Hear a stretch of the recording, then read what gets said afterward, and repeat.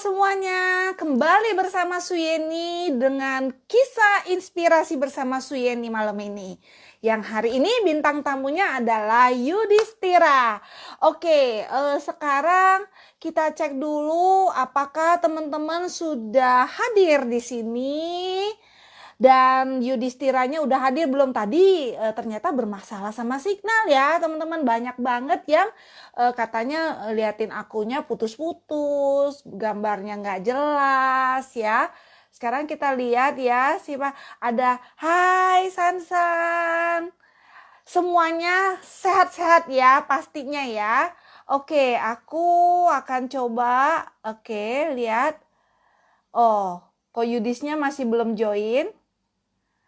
Hai Lia, ada Yani, ada Vivit, setia banget join terus. Ada Henry, waduh Henry, kamu pasti tidak melewatkan ya, karena ini pastinya kamu ngefans banget sama bapak kita satu ini.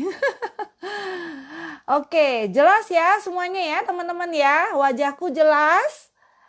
Jelas ya, oke kita panggil Yudhisnya sudah eksis belum ya? Sebentar. Masih belum juga. Oke, sambil punya cerita nih ya. Kita sambil tunggu Yudhisnya nongol. Jilang gimana Jilang? Yanti gimana? Cici masih putus-putus kah? Nah, oke, Yudhisnya sudah join. Oke, kita panggil ya. Oh Tuhan, semoga sinyalnya lancar-lancar aja. Oke. Yuyu? Hai Yu. Nah ini halo. Jelas banget kok. Kamu udah jelas? Udah jelas kamu? Udah, sip. Udah. Oke. Aduh kayaknya kita lama banget nggak ketemu ya Yu. Melewatkan conference ya. Terakhir ketemunya di Director Seminar ya. Kalau nggak salah ya Yu ya.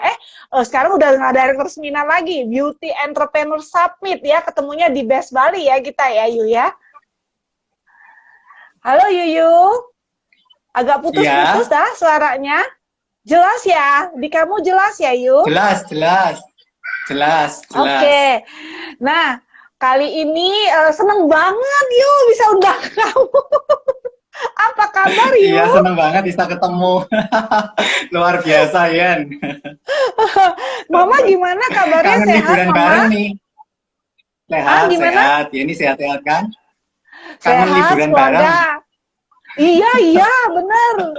Nanti ya ke Madrid ya berarti ya. Madrid dulu atau Los Angeles dulu ya Yu ya? Kayaknya LA dulu deh.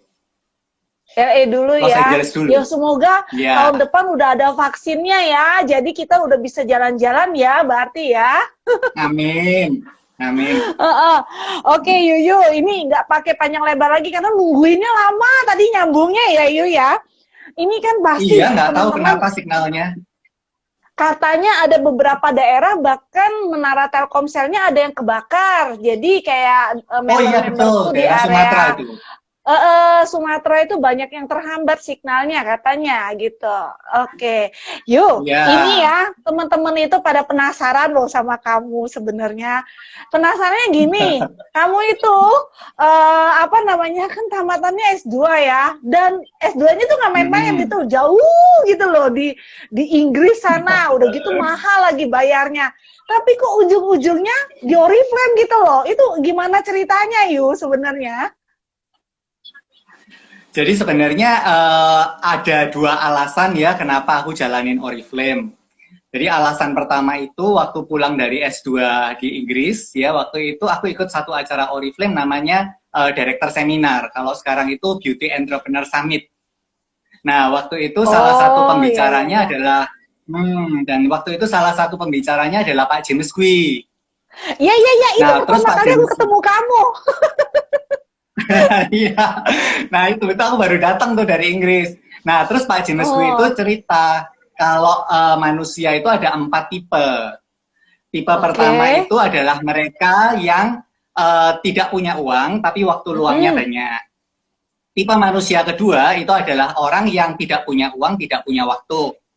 Tipe manusia ketiga itu adalah orang yang uangnya banyak tapi dia nggak punya waktu luang untuk menikmati kekayaannya. Kemudian tipe manusia keempat adalah orang yang punya uang dan punya waktu luang yang banyak. Terus aku masih ingat Pak James B waktu itu juga cerita, apa sih tipe-tipe ini kira-kira pekerjaannya apa sih? Dia mulai dari yang tidak punya uang tapi waktu luangnya banyak. Itu adalah kata Pak James B adalah pengangguran. Dan betul ya, kalau pengangguran kan dia punya duit tapi waktu luangnya banyak. Iya. Siulin buru. Nah, terus ada juga orang yang tidak punya uang, tidak punya waktu. Nah, itu kalau menurut Pak James Gu itu adalah mereka yang kerja profesional dari jam 8 sampai jam 5, tapi mereka yang level mungkin middle ke bawah ya, dalam artian penghasilannya itu pas-pasan cukup untuk kebutuhan biaya bulanan. Jadi uang itu ibarat cuma numpang lewat, begitu dia dapat buat bayar listrik, bayar air, dan lain sebagainya, habis. Oke. Nah, itu tapi itu yang paling banyak loh. Iya, makanya itu disebut tidak punya uang. Terus tidak punya waktu juga karena mereka itu rata-rata kan mereka harus kerjanya mulai dari pagi sampai malam. Nah, kemudian kadang-kala kalau di kota besar kayak di Jakarta gitu ya, masuk jam 8 tapi jam 6:30, 7 udah harus keluar dari rumah. Karena kemacetan dan lain sebagainya. Macetnya hebat banget. Iya, benar. Nah, terus kalau pulang sore biasanya mereka itu nunggu sepi dulu, jadi mereka mungkin nongkrong dulu di mall gitu ya, jam 7-an, 7:30 gitu baru mereka pulang karena takut terjebak macet. Apalagi sekarang genap ganjil, Yuyu, ya ampun. Aduh, susah, orang sampai nunggu sampai jam 9 tau nggak baru pulang kadang-kadang itu. Astaga. Untung aku nggak di Jakarta. Nah, itu Pak James cerita itu tipe orang kedua. Terus Pak James juga cerita tipe orang ketiga itu adalah mereka yang punya uang, tapi mereka nggak punya banyak waktu luang untuk menikmati uangnya.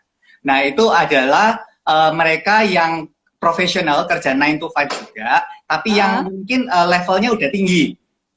Jadi penghasilan aktifnya dia itu masih cukup untuk biaya bulanan, tapi masih berlebih. Makanya dia disebut bisa punya uang lebih. Nah, kemudian atau juga wira swasta. Pebisnis yang ini punya ya Yu ya, yang maksudnya yang terikat sama tempat kerjanya kayak punya buka toko segala macam, dia harus duduk. Yes, wira gitu swasta juga, ya? Itu juga termasuk. Betul. Itu termasuk ya kayaknya. Jadi, ya. Termasuk. Jadi harus jaga toko sendiri. Mungkin dia punya salon harus potong rambutnya orang sendiri gitu. Atau mungkin profesional misalkan dokter misalkan dia harus praktek baru dapat uang. Nah, pada saat dia tidak praktek maka penghasilan berhenti. Nah, itu biasanya mereka punya uang banyak tapi nggak punya waktu luang untuk menikmati kekayaannya. Ya, jadi pekerjaannya nggak bisa ditinggalin. Betul. Kemudian yang keempat, Pak James B cerita ada orang lagi yang dia punya uang dan punya waktu luang banyak. Dan ini adalah mereka yang membangun bisnis yang ada sistem dan jaringan, sehingga bisnis itu bisa akhirnya dikerjakan orang lain dan dia terima yang namanya passive income. Pak James Gu cerita salah satunya adalah Oriflame. Pebisnis yang jaringan atau bisnis yang kayak ada franchise-nya atau apa gitu kali ya? Franchise atau mungkin bisnis yang besar juga. Contohnya misalkan kalau pemiliknya gudang garam, pemiliknya misalkan pemilik perusahaan-perusahaan besar, pemilik Ciputra ya, pemilik Ciwi Kimia dan lain sebagainya, itu perusahaan-perusahaan besar, itu pemiliknya mungkin dulu awal dia membangun, tapi saat ini dia nggak harus kerja, tapi dia mendapatkan penghasilan dari apa yang sudah dia kerjakan sebelumnya. Iya. Jadi itu adalah mereka yang punya uang dan punya waktu luang banyak. Gitu. Nah, waktu Pak James Gu cerita itu, akhirnya aku mulai berpikir, 5-10 tahun lagi aku mau jadi seperti apa? Apakah aku mau tidak punya uang, tidak punya waktu, atau punya uang tapi nggak punya waktu luang, atau punya uang dan punya waktu luang?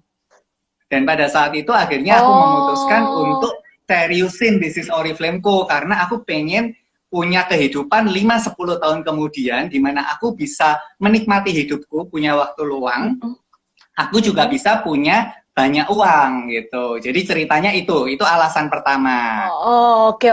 Nah, Terus alasan kedua, kenapa aku memilih bisnis kosmetik gitu ya. Banyak orang berkata kok kosmetik gitu ya, kosmetik kan identik wanita. Nah, alasan kedua adalah karena aku melihat bahwa sebenarnya bisnis kosmetik itu sebenarnya peluang ya, apalagi Ah, pada saat itu. Ya, jadi pada saat itu kalau aku masih ingat pada saat itu memang rata-rata pemakai Oriflame itu rata-rata memang wanita. Yang pria itu oke. paling cuma pakai parfumnya aja. Ya, Nah, karena waktu itu memang ini range-nya belum banyak. ini ceritanya ini upline-ku juga pernah cerita. Ngomong-ngomong upline-ku ada loh di sini. Halo Mami Cynthia. Udah live dia, ikut join Hai, juga. Sin. Nah, Nah, katanya bahwa bisnis yang benar-benar yang future-nya bagus itu adalah salah satu bisnis yang berhubungan dengan alat kewanitaan ya. Maksudnya dengan peralatan wanita gitu ya sebenarnya ya. Salah satu bisnis yang iya, iya. Jadi bakal booming ya. betul, karena sebenarnya kenapa aku sebut itu peluang? Karena memang populasi wanita lebih banyak dari pria. Oh, oke oke Secara oke oke. secara umum kan wanita lebih banyak dari pria, ya. Nah, tapi sebenarnya sesuai dengan perkembangan zaman, ternyata Oriflame mengikuti, ya, mengikuti. Ternyata Heeh. saat ini kalau kita lihat katalog Oriflame saat ini ya, kita lihat katalog Oriflame ini, ternyata 25%. Ya, sisanya itu misalkan peralatan mandi, sabun, odol, shampoo, parfum, makanan kesehatan ya, itu bisa dipakai oleh pria juga. Jadi makanya Ya. kalau saya lihat, kalau aku menurut aku saat ini peluang Oriflame itu lebih besar lagi dibanding zaman aku dulu, Iya gitu. iya iya iya betul Jadi betul makanya betul. itu yang membuat kenapa aku serius jalanin bisnis Oriflame dari dulu sampai sekarang karena memang peluang bisnis ini besar banget gitu. Oh, oke. Nah, waktu mulai-mulai jalanin dengan kondisi kamu tamatan S2 dari Inggris gitu, kamu banyak dapat tentangan dari keluarga nggak, Yu? Maksudnya itu kan dana investasi yang kamu untuk sekolah jauh-jauh itu kan juga nggak murah ya, tapi kok kamu nekat banget bisa akhirnya bisa meyakinkan keluarga kamu untuk tetap join di, maksudnya tetap jalanin bisnis ini gitu loh. Gimana itu ceritanya? Iya. Jadi ceritanya begitu aku pulang dari Inggris itu sempat kakak aku yang di Jakarta itu nyuruh aku kerja di Jakarta. Jadi sempat juga aku tinggal di Hmm. Jakarta waktu itu. Ya, tapi di Jakarta itu ternyata aku nggak kerasan gitu. Jadi aku lebih karena memang macet kan di mana-mana macet ya. Nah, terus kakak aku juga sempat bantu guntingin ini clipping-clipping untuk ini waktu zaman dulu itu lowongan pekerjaan kan belum zamannya internet ya. Jadi ada lowongan pekerjaan-pekerjaan itu dikirim ke aku waktu itu gitu. Koran Jadi waktu itu Kompas ya. sempat iya. Nah, jadi waktu itu memang sempat sempat ada terpikir diajak menurut kakakku sama mama ya pada saat itu alangkah baiknya kalau aku selain di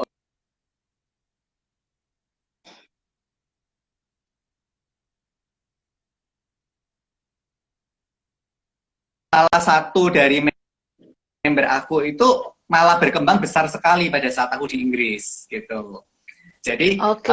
pada saat aku pulang bisnisku udah jalan, terus menurut mama dan kakakku yang perempuan yang di Jakarta, cici aku, dia bilang, kamu dari Oriflame kan udah dapat duit nih, lebih baik kamu kerja ikut orang juga. Jadi kamu dapat dua sumber. Oh, biar dua income ya. Oke, pemikiran orang tua yang klasik itu kayak gitu emang.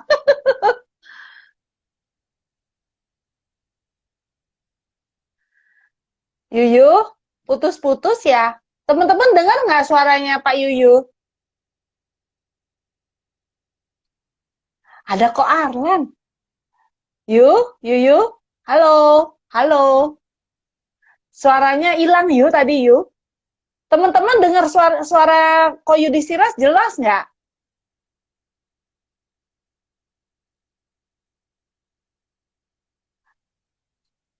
Macet ya?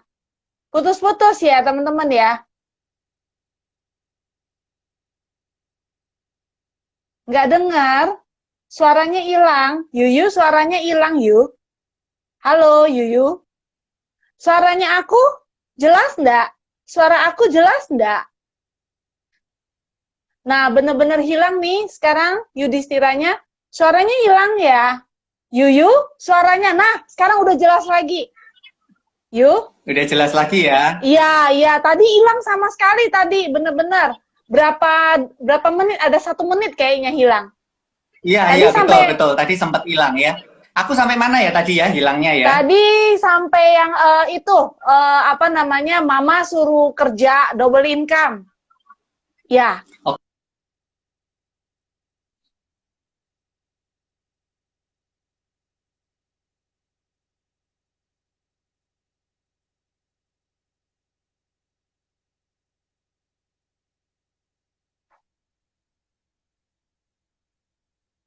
Kayaknya Yudhistira bermasalah ya signalnya. Signalnya aku bermasalah enggak? Yuyu, aku coba remove dulu, nanti aku invite ulang ya. Ini nggak dengeran sama sekali. Yuk, macet lagi.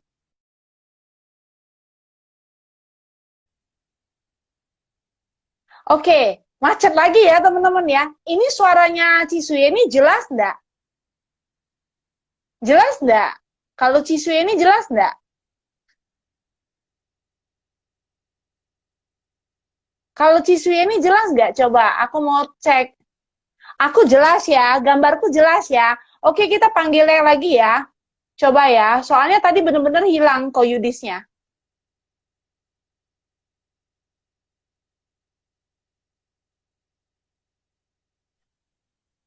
Oke, suara aku jelas berarti ya. Mungkin signalnya Yudhistira kali ya. Kurang cakep. Yuk, jelas yuk. Halo.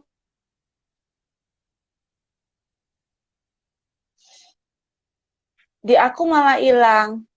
Waduh, kayaknya mungkin daerah Jawa Timur sana semuanya jelas sama Yudhistira. Daerah Jawa Barat.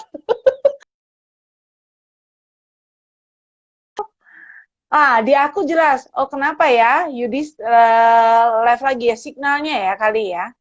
Oke, kita request lagi. Coba. Padahal lagi seru-serunya ya, teman-teman ya. Seru nggak? Seru kan? Aduh, sayang banget. Akhirnya muncul juga iya, Yuyu. Iya, tantangan signalnya tuh ini. bener-bener. Nah, Iya, lanjut, lanjut. uh, Yuk, gimana ceritanya? Udah ya lancar nih lanjut sekarang ya. ceritanya. Jadi ini sebenarnya hari ini malam ini ibarat kita nonton TV ya. Kalau nonton kan banyak halangan ya, banyak iklan ceritanya. Nah kalau nonton Iya, TV itu makin banyak iklan kan berarti acaranya makin bagus. iya, iya. Berarti acara kita bagus ya. Makanya banyak tantangan, banyak iklannya. Betul, betul, betul. Iya, iya, iya. Terus, terus. Nah tadi sampai mana? Sampai mana? Sampai mana? Ya Yang tadi teman-teman dengerin sampai mana? sampai yang mama suruh double income tadi itu, terus putus hilang, Ya, 2 kali putus oke. hilang. Jadi mama minta aku double income, kakakku di Jakarta juga sama. Tapi untung aku ikut acaranya Pak James Gu itu, acara Beauty Entrepreneur Summit Oriflame, sehingga aku langsung open mind dan aku memutuskan untuk nggak mengikuti mereka.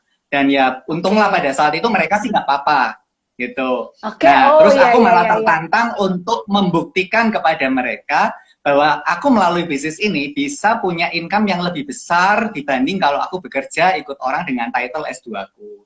Dan ternyata Oke. memang terbukti ya, tahun depannya aku udah dapat ke perjalanan pertama itu ke Rusia.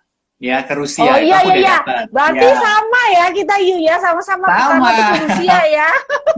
Ya, ya itu. Terus Oke, aku oke. ajak mama. Nah, dari sana mama melihat bisnis ini dari sudut pandang yang berbeda dan akhirnya mulai merestui bisnis ini. Jadi ceritanya seperti itu ya. Oh, keren.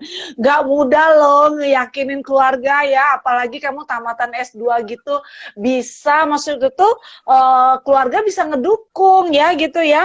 Dan akhirnya sekarang mama ngedukung, mama diajak keliling dunia ya, Yu ya, berarti ya. Iya, ya puji Tuhan ya udah keliling dunia di lebih dari berapa ya? 35 negara. Ya, lebih dari 35 negara udah ya. Nah, Ya, Yu, kalau menurut kotanya kamu udah nih lebih ya, dari 50 kota.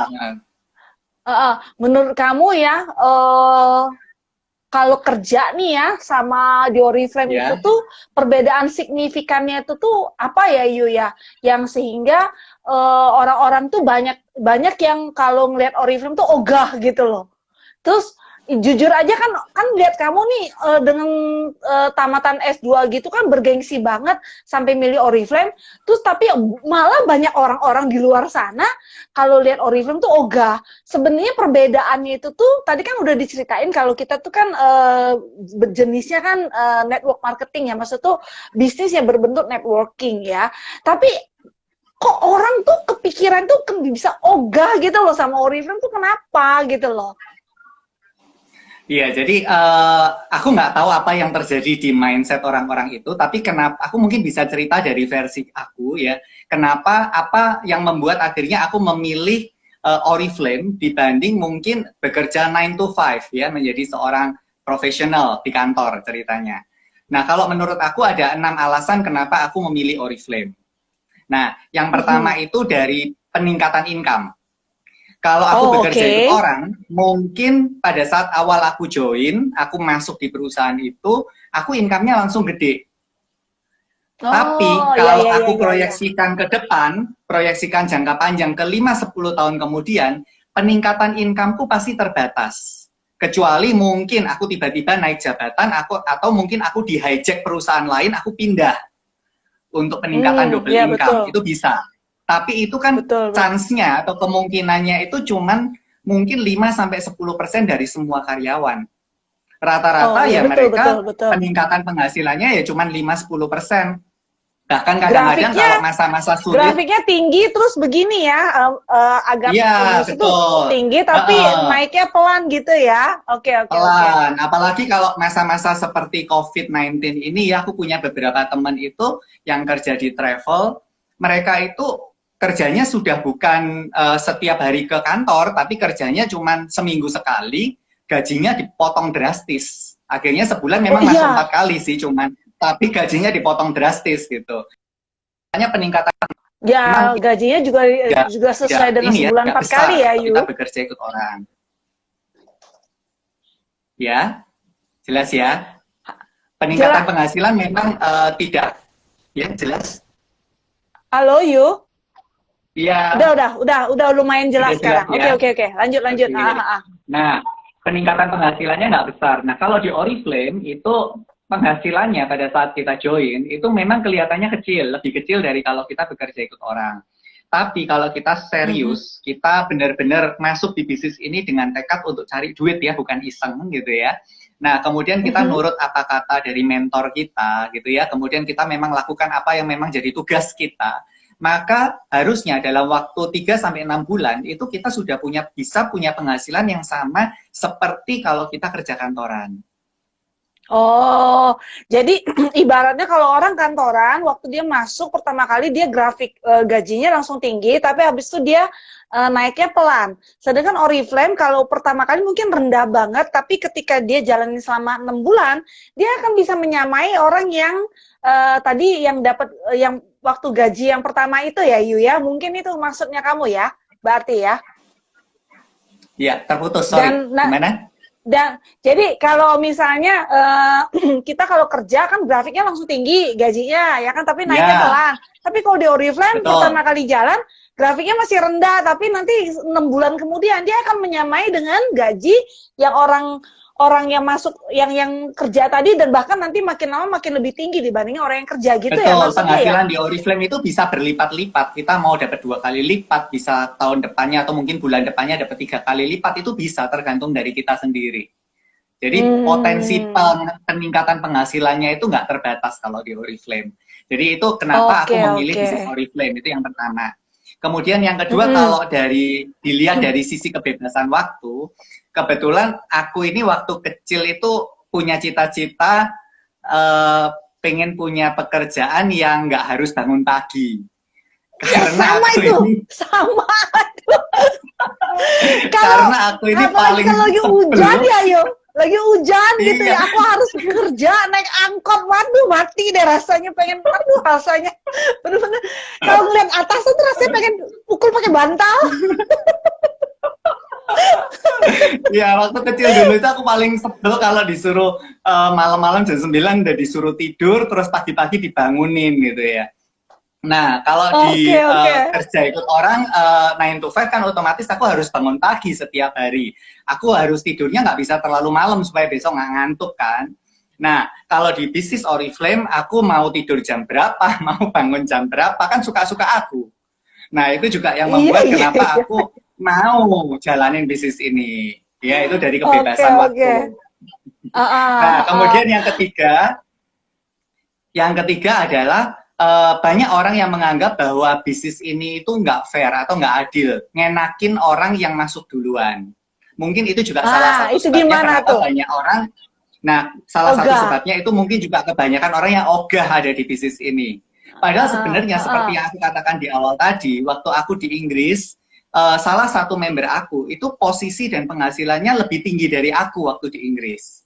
Jadi orang yang aku ajak itu Oh, iya, iya, iya. mengalahkan penghasilanku, mengalahkan posisiku. Bahkan dia dapat ke luar negeri duluan. Dia dapat ke Hong Kong. Waktu itu aku belum dapat reward ke luar negeri dari Oriflame. Itu. Jadi Iya, iya, sebenarnya iya. kalau di bisnis Oriflame itu bisnisnya adil. Siapa yang kerja lebih keras, dia akan dapat lebih banyak. Gitu. Jadi nggak peduli dia Oh. masuknya belakangan atau masuk duluan, nggak selalu kok yang masuk duluan itu bisa punya penghasilan lebih besar, nggak selalu, tergantung orang itu sendiri gitu. Nah, Iya, kita kalau kalau aku ngomong ya, bekerja, buktinya yang sekarang leader-leader sekarang juga banyak yang bakal level presiden juga masih baru-baru ya, Yu ya, bener ya? betul, betul sekali, ya. Nah, kalau aku bekerja ikut orang itu otomatis sebenarnya menurut aku itu pekerjaan itu nggak adil. Kenapa? Karena kalau aku jadi karyawan, sekeras apapun aku bekerja, aku kerja lembur seperti apapun, penghasilanku nggak mungkin bisa ngalahin penghasilan manajerku atau direktur utamaku. Ya, oke, oke, betul, Jadi betul, kalau betul. kita ngomong soal keadilan, justru sebenarnya bisnis Oriflame itu lebih adil daripada, kalau menurutku ya, lebih adil daripada kalau kita bekerja 9 to 5 sebagai karyawan. Karena secara Iya, logika memang seperti itu, kenyataannya, faktanya seperti itu. Gitu. oke, oke, Nah, oke. itu Nah, teman-teman alasan dengar ya. ketiga. Jadi kalau misalnya nanti Nah, ada orang kamu prospek, terus tiba-tiba ngomongnya kayak gitu, Anda udah bisa ada contohnya dari Ko Yudhistira. Nah, lanjut, lanjut, yuk. Terus gimana, yuk? ya, nah, yang keempat, aku mau bicara soal active income dan passive income. Jadi, sumber penghasilan kita itu bisa dari dua sumber. Yang pertama dari active income, itu adalah penghasilan yang kita peroleh karena kita bekerja secara aktif.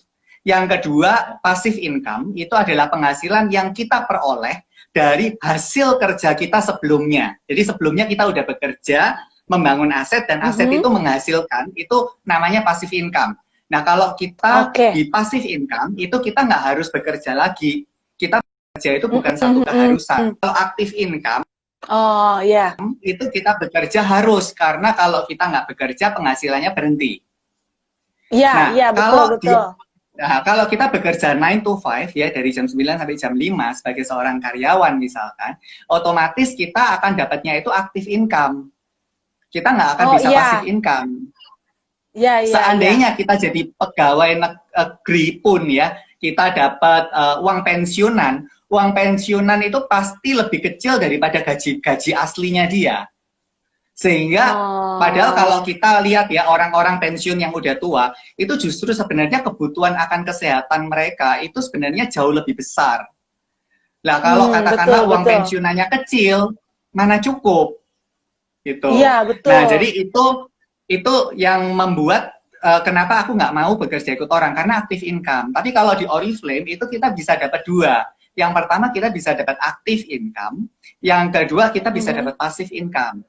Yang active income kita Oh. bisa dapat dari berjualan, yang passive income itu kita bisa dapat dari membangun jaringan atau kita mencari partner. Jadi konsep bisnisnya itu mirip seperti kalau franchise ya, kalau katakanlah teman-teman tahu franchise gitu ya.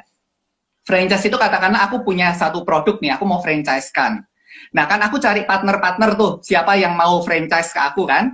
Nah pada saat dia mau franchise ya, nah dia bisa menjual omset tertentu, dia kan pasti harus ada setor katakanlah sekian rupiah ke saya, ke aku. Ya, sebagai uang itu ya, sekian persen dari omsetnya dia masuk ke aku, mungkin untuk beli bahan baku dan lain sebagainya, beli sistem dan lain sebagainya. Nah, konsep bisnis Oriflame atau network marketing itu mirip seperti franchise. Makanya beberapa buku Oke, oke. literatur itu mereka berkata bahwa bisnis network marketing itu sebenarnya adalah bisnis franchise people, ya franchise orang. Oke. Karena Franchise konsepnya orang. sama Iya, iya masuk sebenarnya. akal. Iya, Ya, iya, iya. konsepnya sama sebenarnya. Jadi bagi teman-teman yang takut masuk ke network marketing, semoga setelah melihat acara ini nggak takut lagi karena sebenarnya ini franchise, konsepnya sama, gitu. Ya, itu Oke. alasan keempat gitu ya. Karena di Oriflame bisa Ah, active income, bisa passive income, sehingga aku berpikir kalau suatu hari ada apa-apa dengan aku nggak bisa bekerja karena alasan sakit atau usia, paling tidak aku ada sesuatu sumber penghasilan. ya, yang Itu yang memberikan membuat kita kenapa ini income ya. Ya, itu yang membuat kenapa aku mau menjalankan bisnis Oriflame. Nah, kemudian Oke. alasan yang kelima adalah kalau di bekerja ikut orang, itu aku nggak bisa bantu orang lain untuk punya penghasilan. Katakanlah Oh misalkan iya, aku seorang betul. karyawan, Mm-mm. aku punya 5 orang teman, dia butuh pekerjaan, nggak bisa aku serta merta ya udah kamu besok ikut aku ngantor, kamu pasti digaji, nggak bisa kan? Dia Mm-mm, harus betul, betul. melalui proses-proses melamar pekerjaan, belum tentu juga diterima. Kalau perusahaan itu nggak butuh karyawan ya nggak bakal diterima.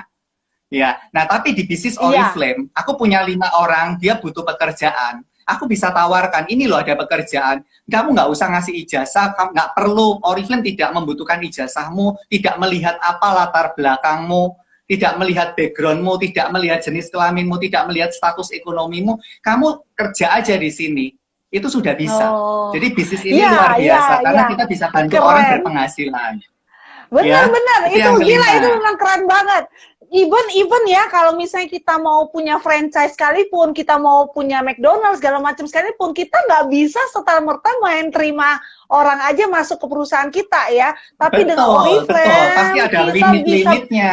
betul betul kita bisa bantu orang banyak di bisnis ini sampai keluarga Betul. siapapun bisa kita bantu. Aduh keren banget.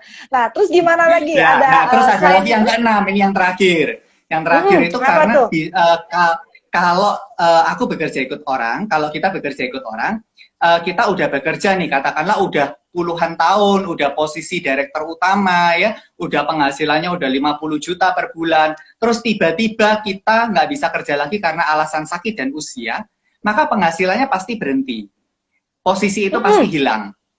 Nah, kalau di Mm-mm. Oriflame itu kalau penghasilan dan jabatan itu bisa diwariskan. Jadi katakanlah Oh iya. teman-teman ngerjain bisnis Oriflame, udah sampai posisi director, udah sampai posisi diamond director, terus teman-teman nggak bisa ngerjain lagi bisnis ini ya karena alasan sakit usia, teman-teman bisa wariskan penghasilan dan jabatan itu ke keluarga teman-teman. Ya, itu satu hal yang Iya. luar biasa dari bisnis ini. Jadi bisnis ini ada untuk masa depan kita, untuk masa depan keluarga kita. Jadi itu yang membuat 6 hal Oh. ini yang membuat kenapa aku lebih memilih ya untuk membangun bisnisku sendiri di Oriflame dibanding Mhm. mungkin bekerja ikut orang membangun bisnisnya orang lain.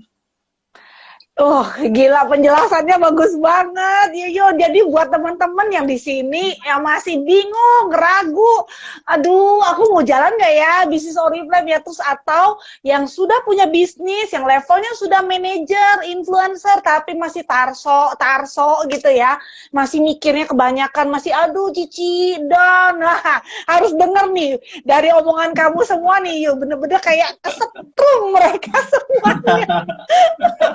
Nah, yuk, kan gini yuk, ada yang bilang gini, ah, apa namanya, kita kan kalau kalau kerja di kantoran kan punya income-nya pasti, di Oriflame itu kan income-nya nggak pasti.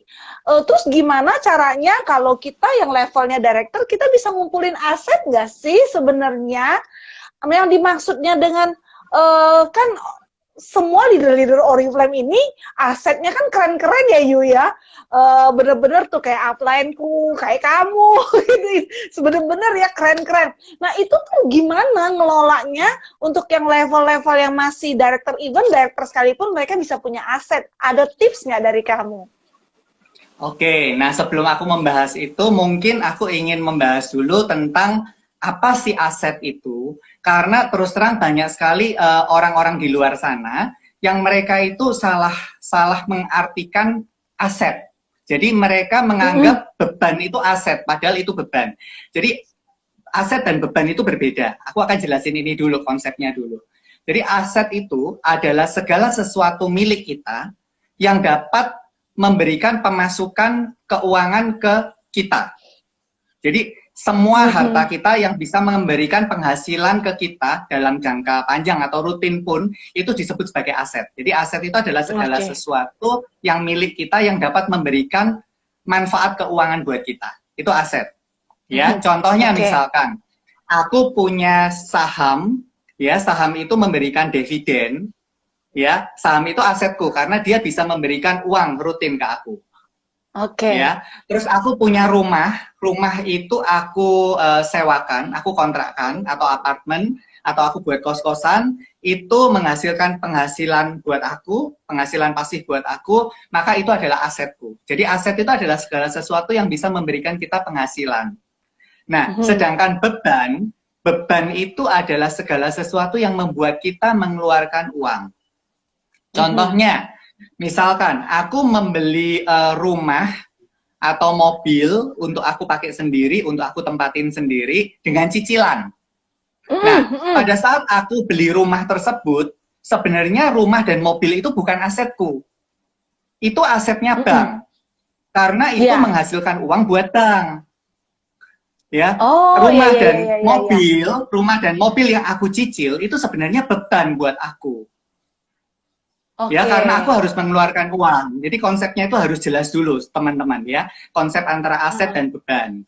Nah, setelah teman-teman jelas tentang konsep aset dan beban ini, aku mau jelasin bahwa sebenarnya ada tiga tipe arus kas ya, tiga tipe arus kas ya istilahnya ya. Ada arus kas orang miskin. Ada arus kas orang menengah, ada arus kas orang kaya. Kalau arus kas orang miskin, itu biasanya penghasilannya itu dari penghasilan aktif. Ya, penghasilannya dari penghasilan aktif. Dan biasanya penghasilannya itu akhir bulan itu pasti habis. Itu arus kas orang miskin. Ya, jadi seberapapun besar penghasilan kita, kalau itu dari pekerjaan kita yang aktif dan akhir bulan habis atau kurang lebih habis ya, sisa-sisa dikit tapi ya kurang lebih habis, maka kita disebut punya arus kas uang miskin. Orang miskin ya, punya arus kas orang miskin.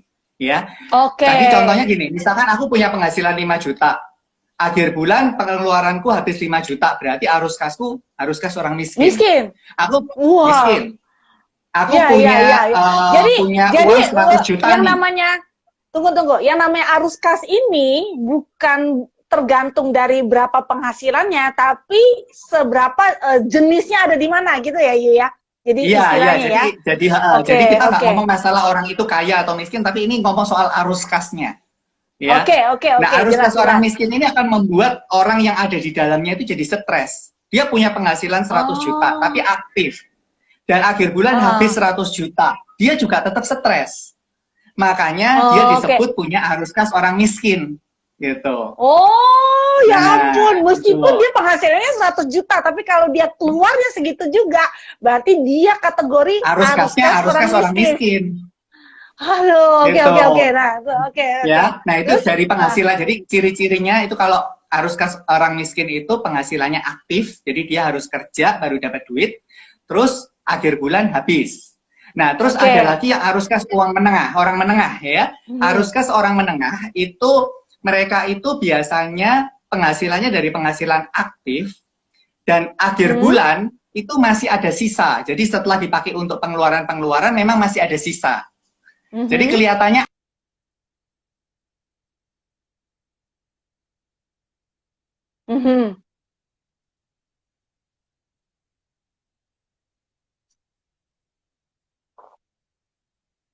hari dia nggak bisa bekerja karena alasan sakit dan usia.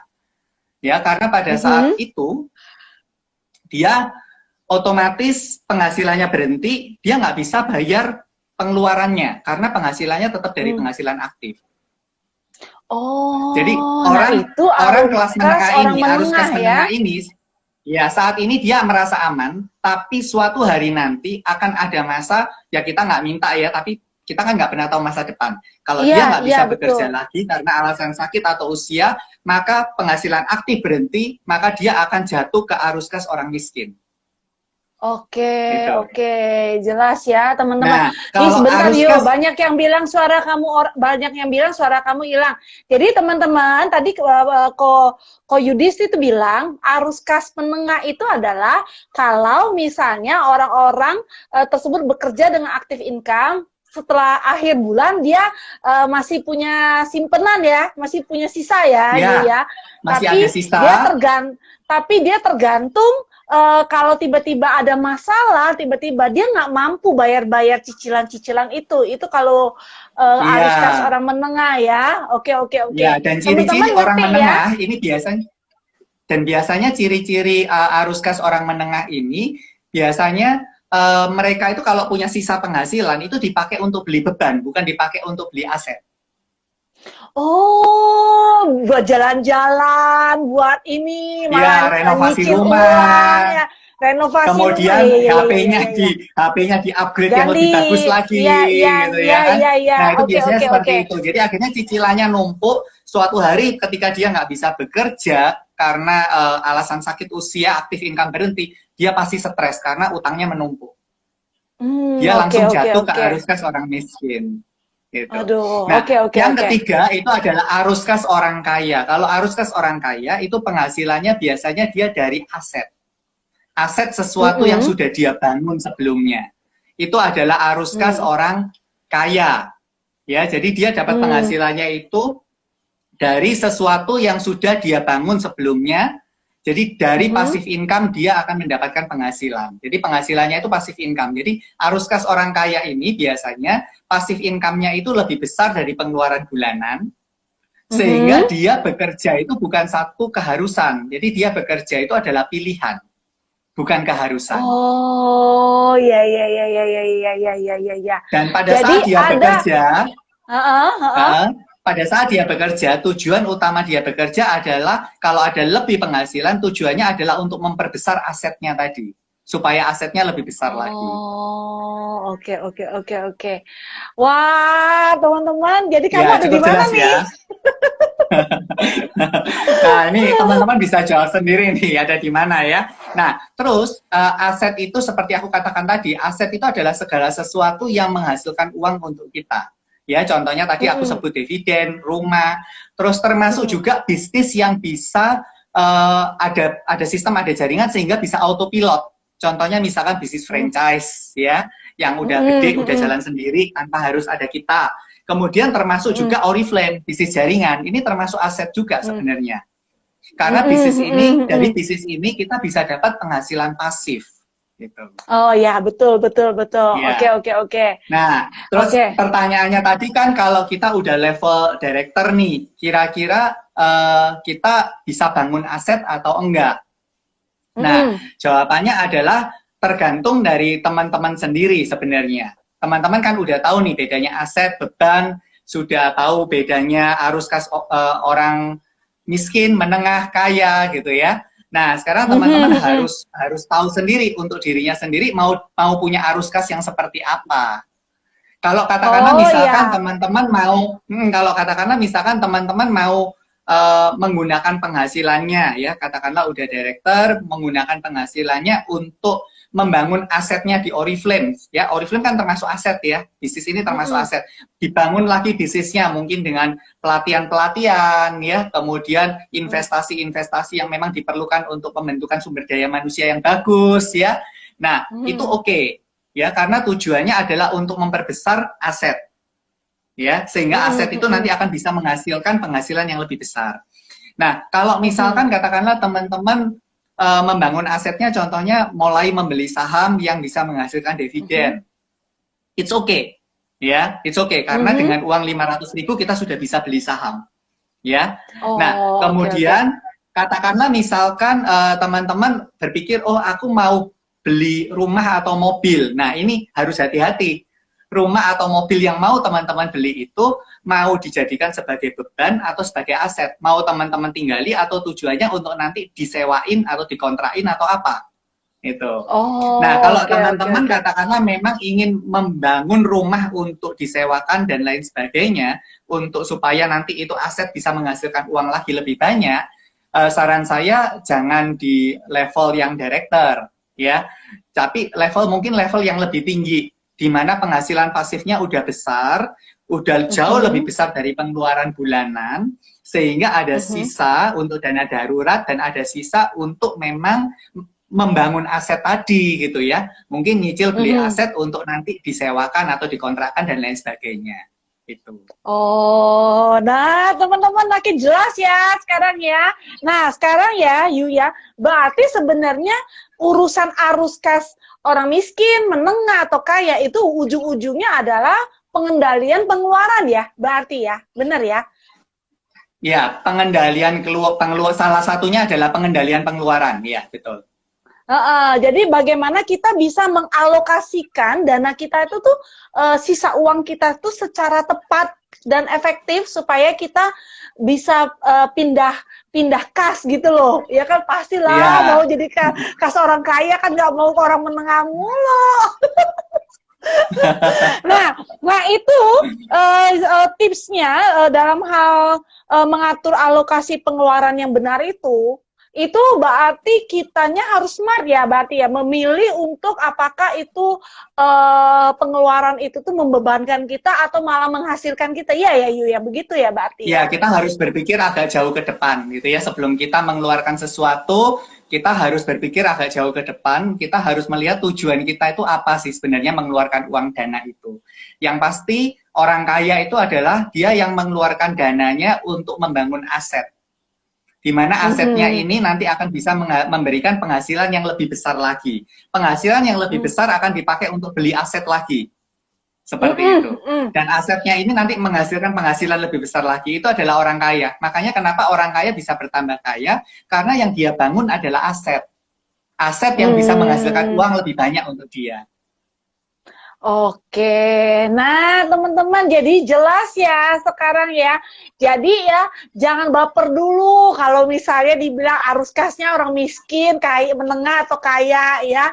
Sebenarnya itu adalah mau seberapa besar pun income kalian, mau sampai 500 juta pun income kalian. Tapi kalau 500 juta itu habis dan kosong, berarti tetap kategorinya masuk kas orang Haruskah miskin karena seorang kita miskin? nggak ada sisa sama sekali ya, berarti ya. So, berarti sebenarnya kaya atau miskin seseorang itu bukan dilihat dari berapa income-nya ya, Yu ya. Tapi bagaimana cara kita pandai mengelola keuangan kita. Betul ya, Yu, berarti Iya, begitu ya. betul ya. Jadi jangan salah antara kehidupan mewah dengan arus kas ya. Orang yang punya kehidupan mewah belum tentu arus kasnya arus kas orang kaya. Hmm. Oh iya, benar ya. Berarti karena orang yang kalau hidupnya mewah kelihatannya keren, tapi sebenarnya arus kasnya itu tuh justru menengah atau jangan-jangan arus kas orang miskin. Bisa kayak gitu ya, Yu ya, Bisa berarti jadi, ya. bisa jadi, bisa jadi. Yang Oh, tahu oke, ya orang oke, itu oke. sendiri. Ah, gimana, gimana, Yu? Ya, yang tahu, yang bisa menilai dirinya masuk di arus kas mana orang itu sendiri. Oh iya, betul, betul, betul. Karena Nah, hanya untuk jadi apa ya penghasilannya. ya, jadi aset itu ada. Jadi bisnis kita itu sebenarnya adalah salah satu Agak cara untuk terputus-putus. Agak Halo, terputus. Yu, Sorry, gimana? halo. Ya, ya, ya. Oke. Udah ya, jelas ya, Yu, jelas Udah, ya. udah, udah.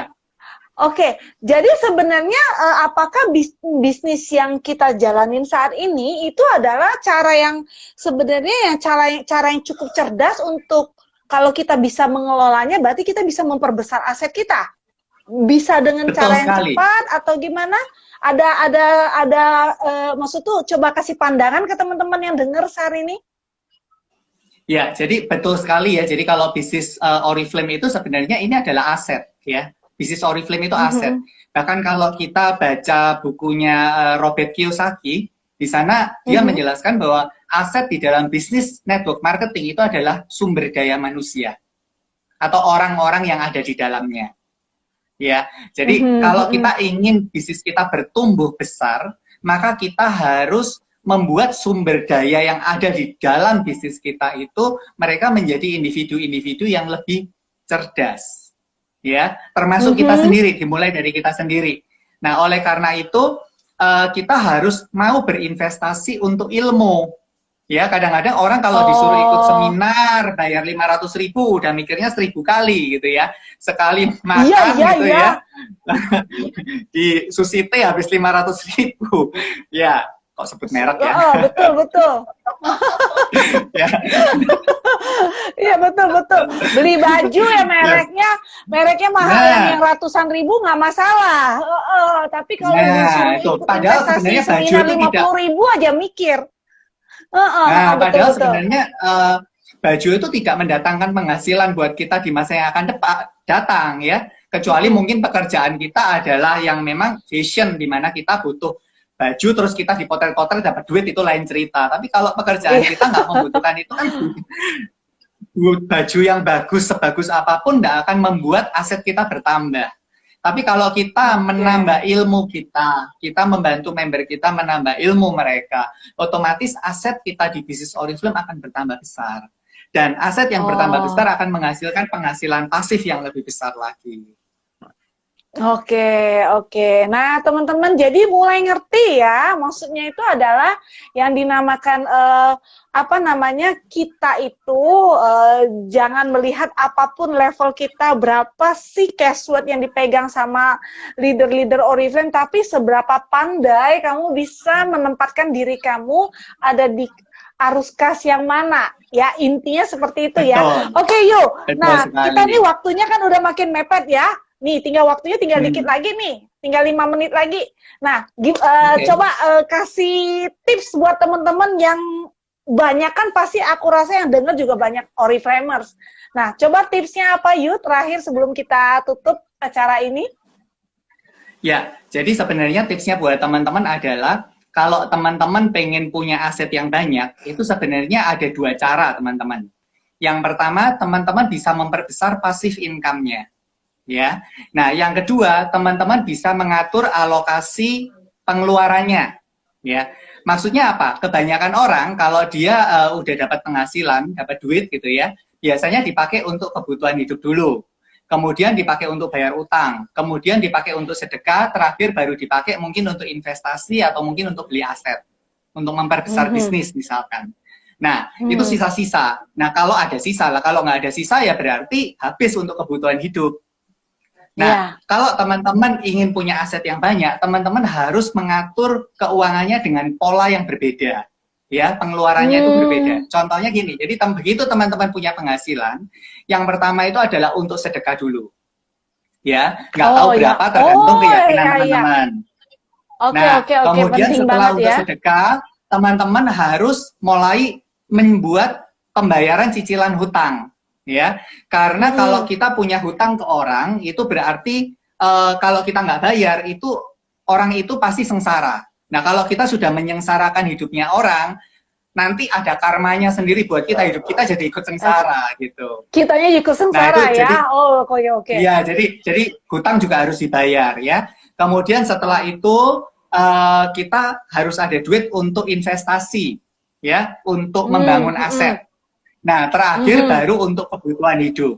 Nah, kalau kebutuhan hidupnya nggak cukup, gimana? Duitnya sudah dia buat pos-pos itu ternyata sisanya dikit, nggak cukup. Nah, kalau katakanlah nggak cukup, sebenarnya teman-teman punya 2 pilihan. Yang pertama, teman-teman bisa ngirit-ngirit.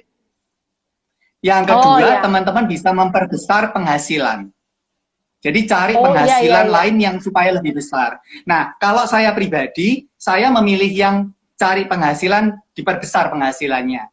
Karena kalau kita hidup ngirit-ngirit, itu artinya kualitas hidup kita menurun.